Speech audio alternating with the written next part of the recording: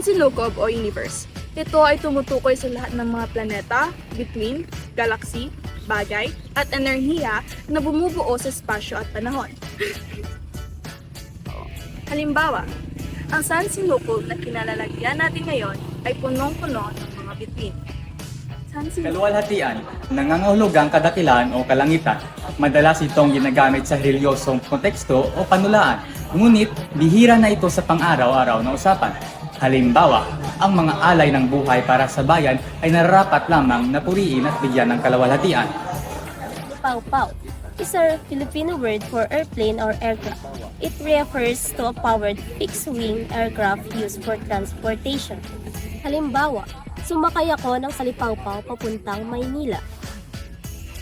Pagsamo, it is a Filipino word which stands for act of killing. At halimbawa, naririnig ng Diyos ang kanyang pagsamo. Bayanihan o camaraderie.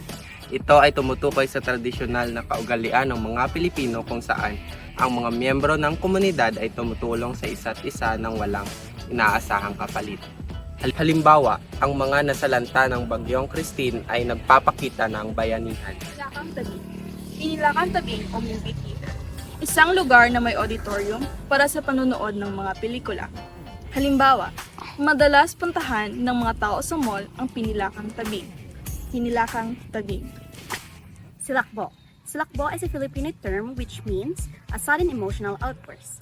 For example, nagbibigay silakbo ang kanyang mga ngiti sa akin. Kilig o thrill. Ito ay naglalarawan ng pakiramdam ng isang tao tuwing nakakaranas ng masayang pangyayari. Bawa, si Manny ay nakakaramdam ng kilig noong nakita niya ang kanyang iniibig. Bahaghari is a Filipino word for rainbow.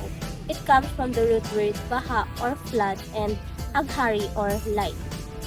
Halimbawa, natutuwa ang mga bata sa tuwing nakakakita ng bahaghari pagkatapos ng ulan. Karimlan, nangangahulugang matinding dilim o kadiliman, lalo na kapag ginamit ito para ilarawan ang kawalan ng pag-asa o pagdurusa sa mga kataong paraan.